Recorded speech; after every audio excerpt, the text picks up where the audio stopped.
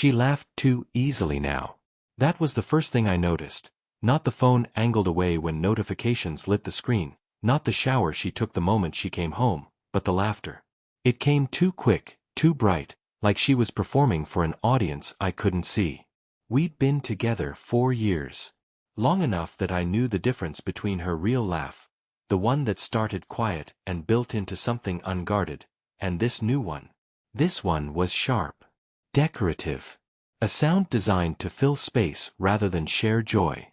"You're so serious lately," she said one Thursday evening, barely looking up from her phone. Her thumb moved in precise, familiar patterns across the screen. Scroll, pause, smile, type. The rhythm of someone elsewhere.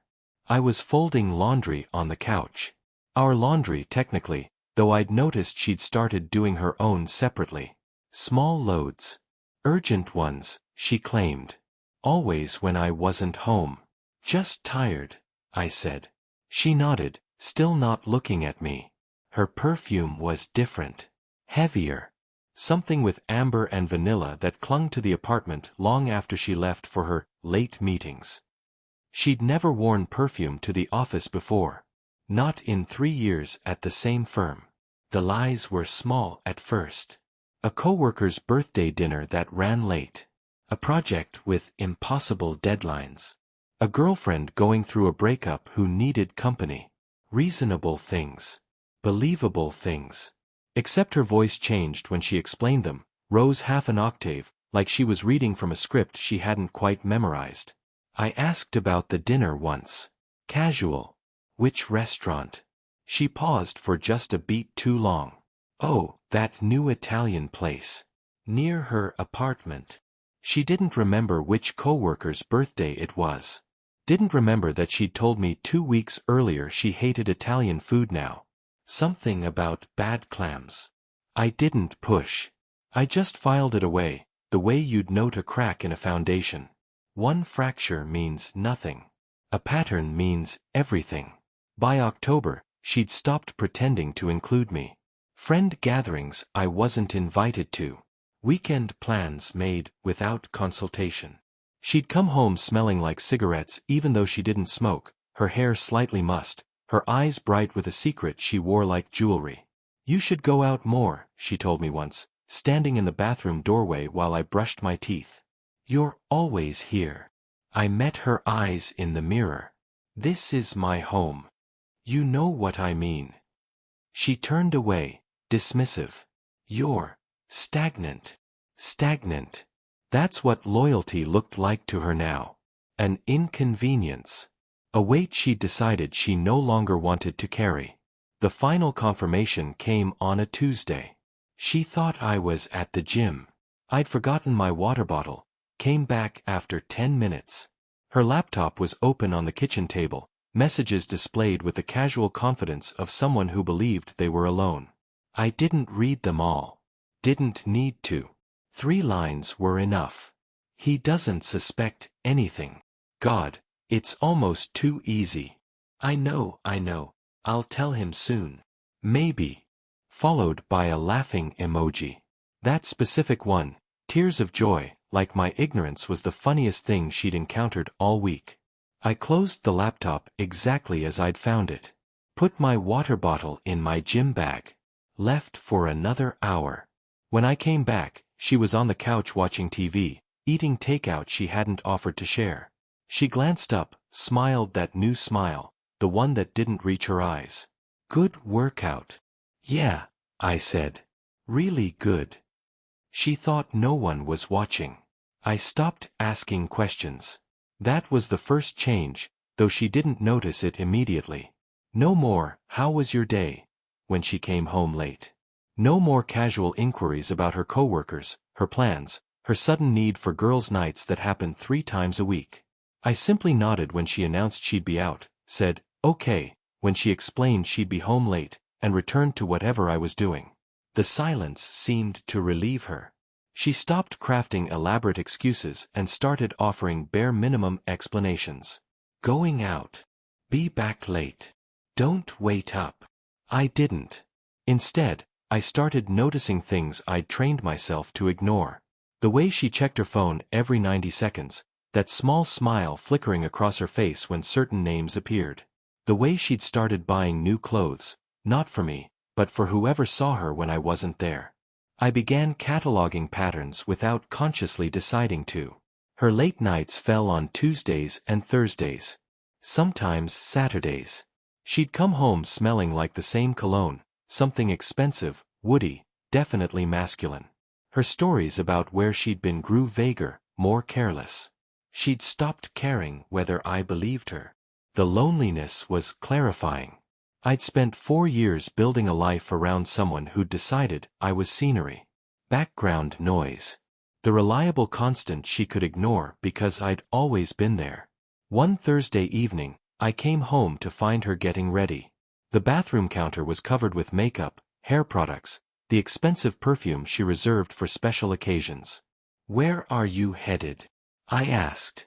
She glanced at me in the mirror. "Just out with Emma and the girls." She was lying. But I nodded anyway. After she left, I sat in the silence for a long moment. Then I opened my laptop. We'd shared passwords for years, exchanged in that casual intimacy of long-term relationships. She'd never imagined I'd look. Her calendar was open in another tab. Thursday, 9 p.m. M. Usual place. Tuesday, 8:30 p.m. M. His apartment. Saturday, 7 p.m. M. Dinner. Dozens of entries stretching back 4 months. All marked private. All scheduled with the precision of something important. I opened her messages. I should have stopped after the first few exchanges, but I kept reading. The jokes about me. The complaints about how boring I'd become. The way she described our relationship to him, comfortable but lifeless, like I was furniture she'd grown tired of. And his responses. Encouraging her. Validating her. "You deserve someone who actually sees you. When are you going to tell him? I hate sharing you. Even with a ghost." Ghost. That's what I'd become in my own life. I took screenshots. Not all of them, just enough. Dates, times, messages that couldn't be explained away. Evidence that spoke for itself. Then I closed everything exactly as I'd found it. Cleared the browser history. I sat in the dark apartment, my phone heavy with the weight of proof, and felt something shift inside me. Not anger. Not yet. Anger was loud, visible, something she could dismiss or weaponize. This was colder. Cleaner. She thought I was the fool in this story. The oblivious partner too boring to notice, too weak to matter. She'd forgotten that quiet people aren't always unaware. Sometimes they're just waiting. I became a student of her patterns. Not obsessively. Obsession implies emotion, and I'd moved past that. This was clinical observation. The kind of attention you pay when assembling evidence, not nursing wounds. Tuesday and Thursday evenings, she left at 8. Saturdays, after 7.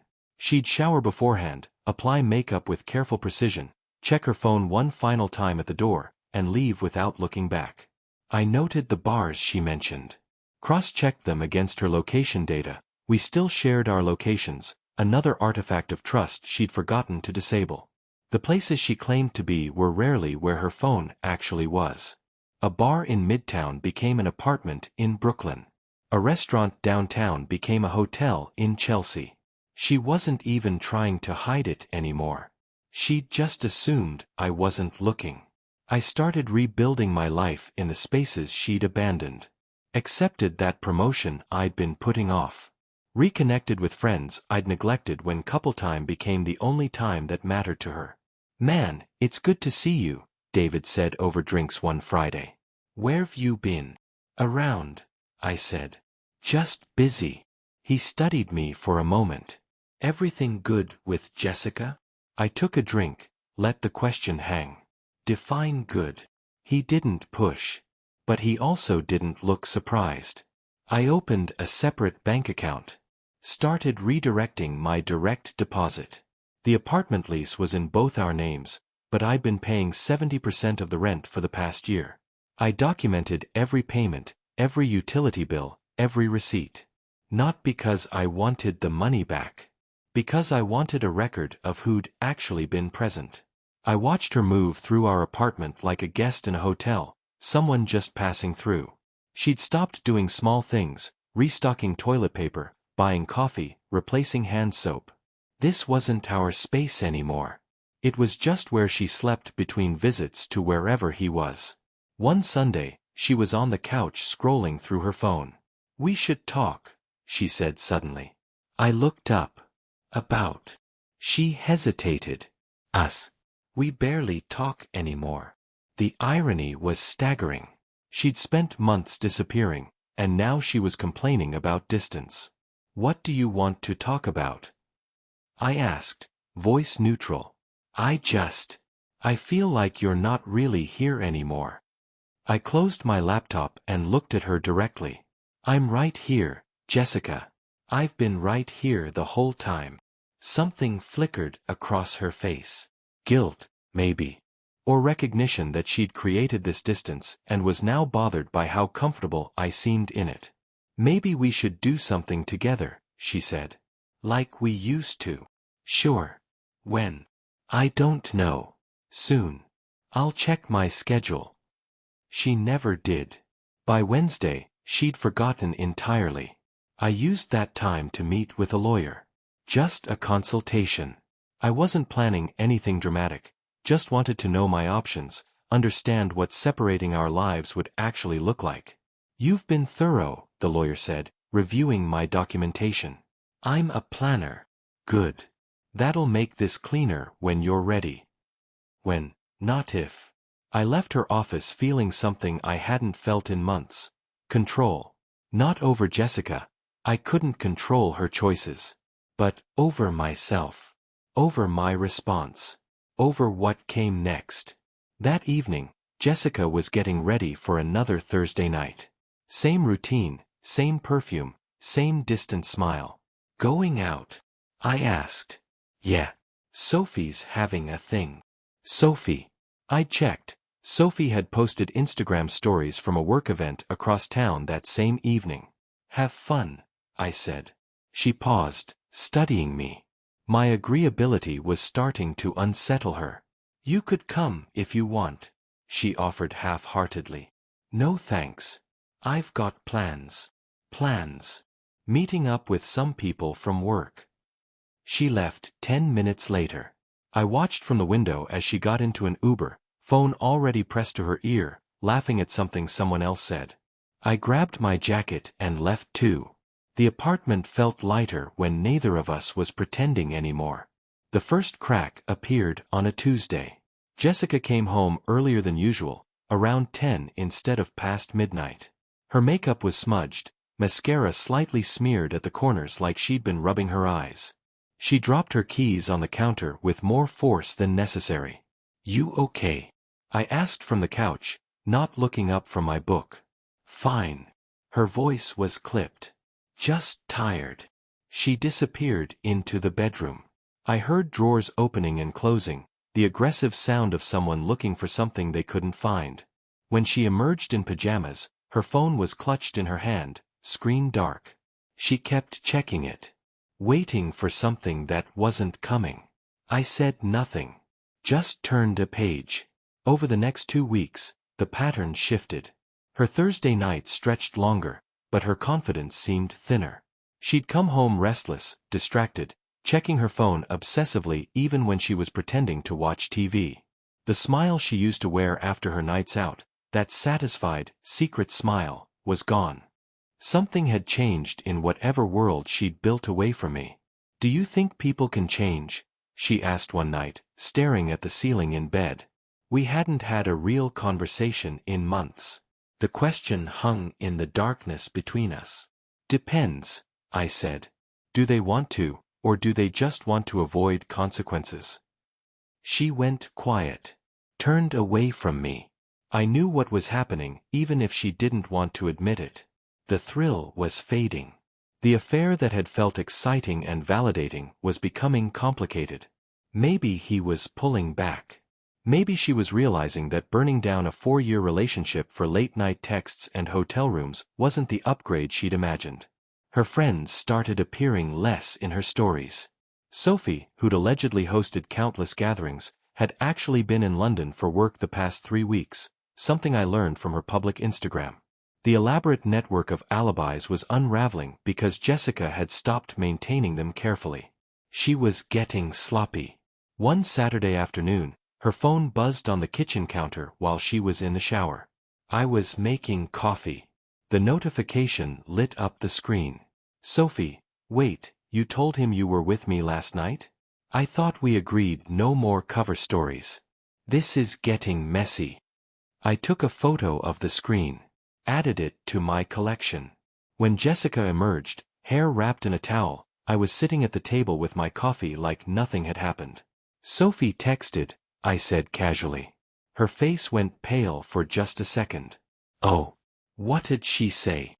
Didn't read it. Your phone.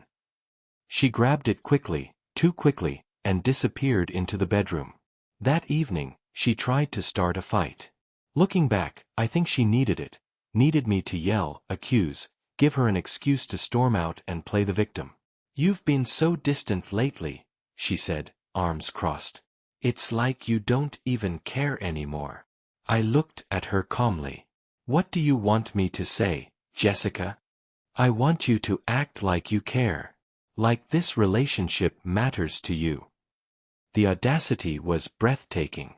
She'd spent months systematically dismantling everything we'd built, and now she was angry that I wasn't fighting to keep the ruins. I'm not going to beg you to stay present in your own life, I said quietly. If you want to be here, be here. If you don't, then don't. She stared at me, waiting for more, for anger, jealousy, desperation. Something she could use. I gave her nothing.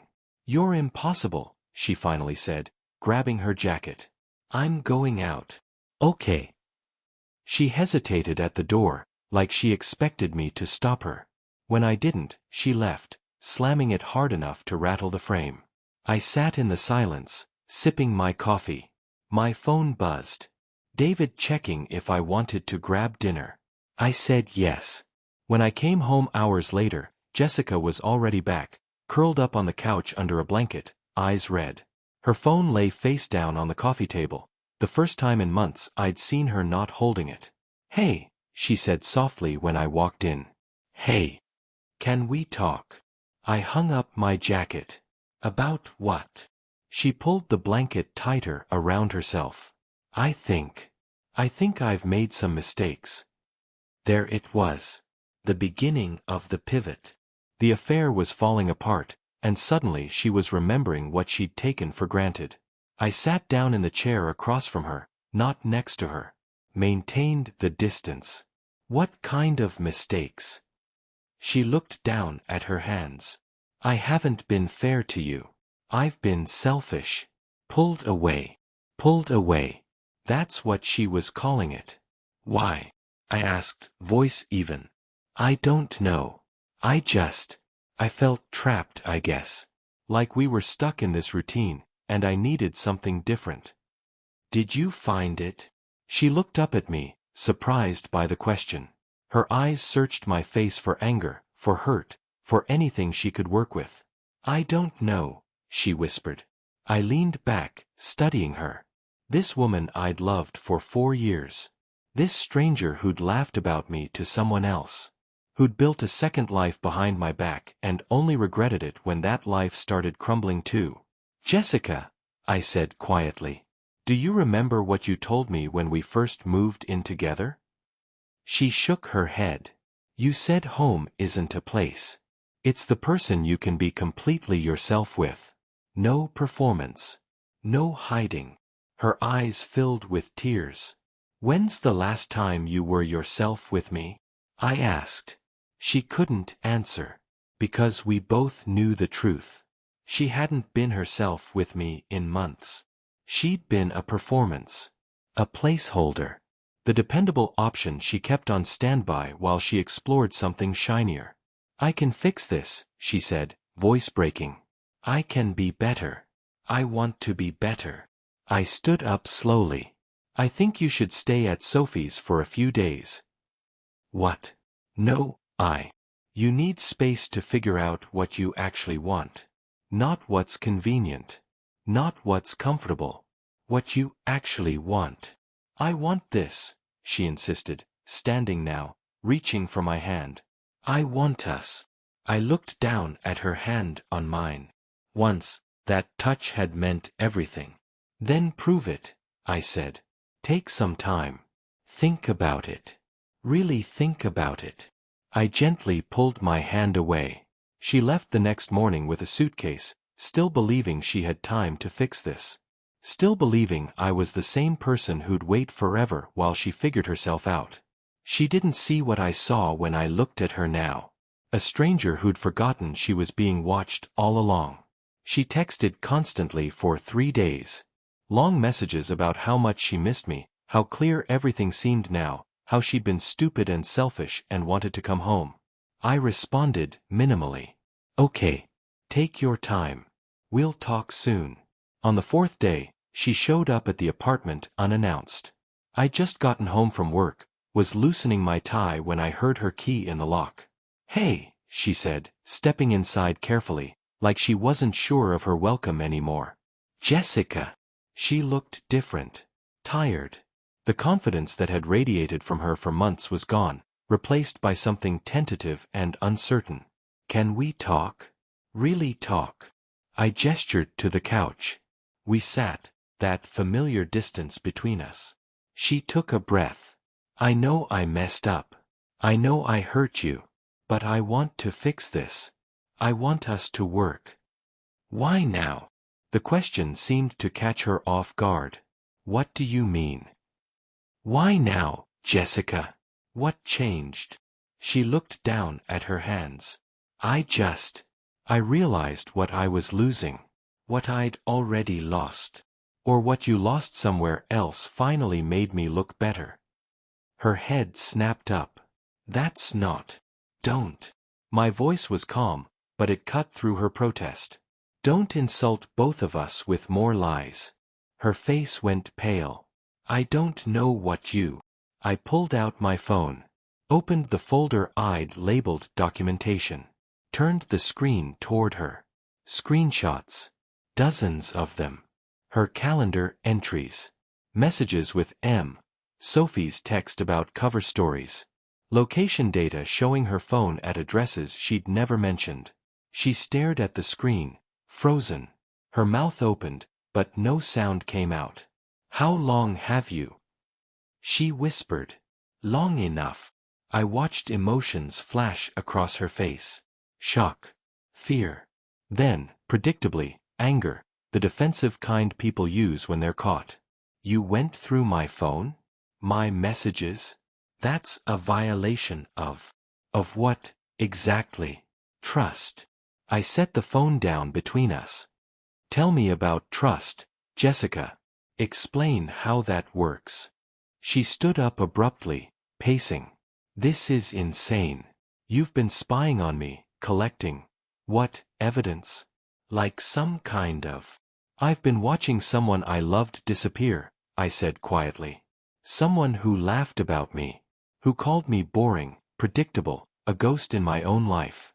Someone who built a relationship with someone else while sleeping in my bed. She stopped pacing. The anger drained from her face, replaced by something like shame. It wasn't. She started, then stopped. It wasn't supposed to be like this. How was it supposed to be? She sank back onto the couch, head in her hands. I don't know. I just felt invisible. Like you stopped seeing me. I almost laughed. I stopped seeing you? Jessica, I've been right here. Every day. Every night you came home late. Every lie you told. I've been here, watching you choose to be anywhere but with me. It's over, she said suddenly, looking up. Whatever you think you know, it's over. It ended. We're done. So now you want to come back. I want to fix what we had. I made a mistake. A huge mistake. But people make mistakes, and This wasn't a mistake. I leaned forward, holding her gaze. Mistakes are accidental. This was 4 months of deliberate choices. 4 months of looking at me every day and deciding I wasn't worth the truth. Tears streamed down her face now. Please. I know I don't deserve it, but please. We can go to counseling. I'll do whatever it takes. I love you. I felt nothing. That's what surprised me most. Not anger, not pain, just a vast, empty neutrality. Do you remember what you said in those messages? That it was almost too easy to fool me. She flinched. You were right. It was easy. Because I trusted you completely. Because I never imagined you'd need to be watched. I stood up, walked to the window. The city stretched out below, indifferent and constant. I'm not angry, Jessica. I'm just done. Don't say that. Please don't say that. I turned to face her. You weren't invisible. You just wanted to be invisible to me so you could be visible to someone else. And now that he's gone, you're back here, trying to resurrect something you killed months ago. That's not fair. You're right. It's not fair. None of this is fair. But it's over. She sat there crying, mascara running down her face, and I felt a strange sense of closure. Not satisfaction, just the quiet certainty that comes from finally speaking truth after months of silence. You need to leave, I said gently. This is my apartment too. Check your email. My lawyer sent the lease dissolution paperwork this morning. I'm buying out your half. You have 30 days. Her face crumbled. You've been planning this? You were never as invisible as you thought, Jessica. She stared at me like she was seeing me for the first time. Maybe she was. The quiet, reliable man she'd taken for granted had been keeping score the whole time. She left without another word, and I stood at the window long after she'd gone, watching the city lights blur and sharpen in the darkness. The calls started 2 days later. Not angry ones. Not defensive. Pleading ones. Can we just talk? Please. I miss you. I made a huge mistake. The biggest mistake of my life. I can't sleep. I can't eat. I keep thinking about us. I let most of them go to voicemail. Responded to texts with single words. Busy. Working. Can't talk. She showed up at my office on a Wednesday. The receptionist called back, uncertain. There's a Jessica here to see you. Tell her I'm in meetings all day. Through the glass wall of the conference room, I saw her in the lobby. Saw her shoulders slump when she got the message. Saw her wait anyway, for 20 minutes, like I might change my mind. I didn't. She left eventually, and I returned to my presentation like nothing had happened. The texts grew longer, more desperate. Paragraphs about how she'd changed, how clearly she saw things now, how she'd give anything for another chance. She sent photos, old ones of us, smiling, back when things were good. Like nostalgia could rebuild what betrayal had destroyed. Remember this day? We were so happy. I miss this. I miss us. I miss you. Please just see me. Let me explain everything. I deleted them without responding. David noticed the change over drinks one Friday. You seem different. Lighter. Just got some clarity, I said. Jessica. It's over. He studied me for a moment. You doing okay? Yeah, I said, surprised to realize it was true. I really am. The apartment felt different without her. Larger. Mine. I rearranged furniture, bought new sheets, removed the photos we'd hung together. Not out of anger, just erasing the architecture of a life that no longer existed. She texted on what would have been our anniversary. 4 years ago today. I wish I could take back the last 4 months. I'd give anything to have you back. I stared at the message for a long time. Thought about who she'd been when we met. Who I'd been. How much had changed, and how little of it mattered now. I hope you find what you're looking for, I typed. But it's not with me anymore. Please don't do this. I already did. Months ago. You just didn't notice. My phone rang immediately. I declined the call. It rang again. I turned it off. Sophie reached out a week later, apologetic and awkward. I didn't know until recently how bad things were. Jessica's not doing well. She really wants to talk to you. She knows how to reach me, I replied. She says you won't answer. That's also an answer. Sophie didn't respond after that. The final message came on a Sunday night, 3 weeks after the confrontation. I understand now that you're not coming back. I understand I destroyed the best thing in my life. I just want you to know I'm sorry. For everything. You deserved so much better than what I gave you. You're right. I did. I blocked her number after that. Not out of cruelty, just finality. She'd spent months choosing someone else while keeping me as insurance. Now she had neither, and the space where I used to wait was empty. She'd finally gotten what she actually wanted. To be alone with her choices. The lease ended on a Tuesday in November. I'd already moved most of my things to a new apartment across town. Smaller, but mine. No shared memories embedded in the walls. No ghost of who we'd been lingering in the corners. Jessica had cleared out her belongings the week before, coming while I was at work. She'd left the key on the kitchen counter with a note underneath. I'm sorry. For all of it. I threw the note away without reading it twice. The landlord did a final walkthrough with me that afternoon. Normal wear and tear. Security deposit would be returned within 30 days. He didn't ask why only one of us was there, and I didn't explain. Standing in the empty apartment one last time, I felt nothing.